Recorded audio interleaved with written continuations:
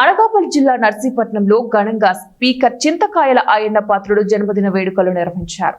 Narsipatnam speaker నివాసంలో గురువారం ఉదయం నిర్వహించబడ్డాయి. ఉదయం 7 గంటల నుంచే అభిమానులు, అధికారులు, నాయకులు తరలివచ్చి స్పీకర్ కి పూల గుచ్చాలు అందించి జన్మదిన శుభాకాంక్షలు తెలియజేశారు. ఈ సందర్భంగా ఏర్పాటు చేసిన మెగా రక్తదాన శిబిరాలను స్పీకర్ అయ్యన్న పాత్రుడు ప్రారంభించారు. సెంట్రల్ ఆక్సిజన్ పనుల ప్రారంభానికి కొబ్బరికాయ కొట్టి శుభారంభం చేశారు. రక్తదానం చేసిన వారికి అభినందనలు తెలిపారు. ఆ చెయ్యిపోవడం వల్ల లాస్ట్ చాలా మంది రక్తం లేక చాలా మంది ఇబ్బంది పడ్డారు. డెలివరీస్ టైంలో కానీ యాక్సిడెంట్లో కానీ రక్తం సరిగ్గా సప్లై అవ్వలేదు. అంటే ఈ సంవత్సరం మళ్ళీ మన నాయకులందరూ కలిసి రక్తదాన శిబిరం పెట్టాలని చెప్పి నిర్ణయం తీసుకోవడం జరిగింది. మీ అందరికీ తెలుసు, పుట్టినరోజు నాకు ఇంపార్టెంట్ కాదు. చాలా పుట్టినరోజు తీసుకున్నాను. పుట్టిన తర్వాత ఈ పుట్టినరోజు మాత్రం ఇంపార్టెంట్ కాదు నాకు. ఈ పుట్టినరోజు నాడు బ్లడ్ క్యాంప్ చేయాలని చెప్పి స్ట్రాంగ్గా నిర్ణయం తీసుకోవడం జరిగింది. అంటే అందరూ అన్ని గ్రామ నాయకులతో మాట్లాడి వాళ్ళకి పెట్టాం.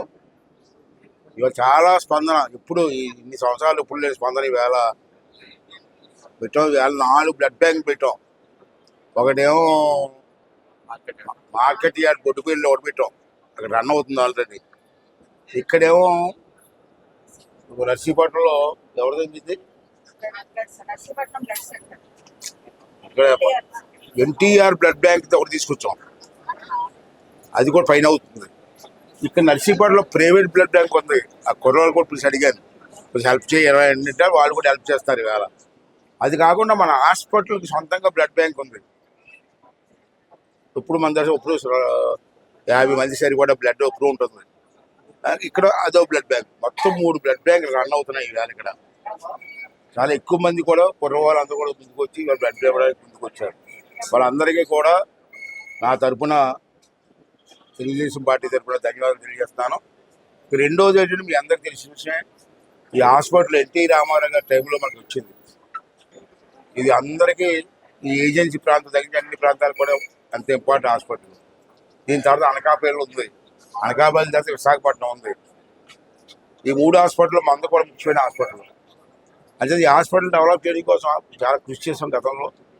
మధ్యలో దురదృష్టం 5 సంవత్సరాలు పరిపాలన మారింది.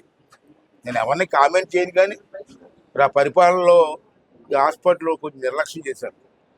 మళ్ళీ మన ప్రభుత్వం మన వచ్చిన తర్వాత నేను ఎమ్మెల్యే అవ్వడం, ఈ హాస్పిటల్కి చైర్మన్ అవ్వడం అన్నీ జరిగాయి.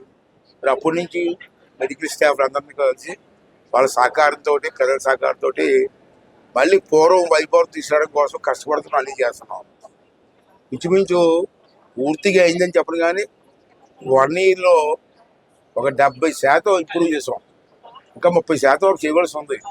అంచేత అవన్నీ దృష్టిలో పెట్టుకొని బాత్రూములు, కెనాల్ సిస్టమ్, అంటే వర్షం నీరు పోవడానికి ఇలాంటి కొన్ని ఇబ్బందులు ఉన్నాయి, తయారు చేయడం, వాటర్ పైప్ లైన్స్ బాగు చేయడం, రిపేర్లు ఉంటే రిపేర్స్ బాగు చేయడం, ఇంటర్నల్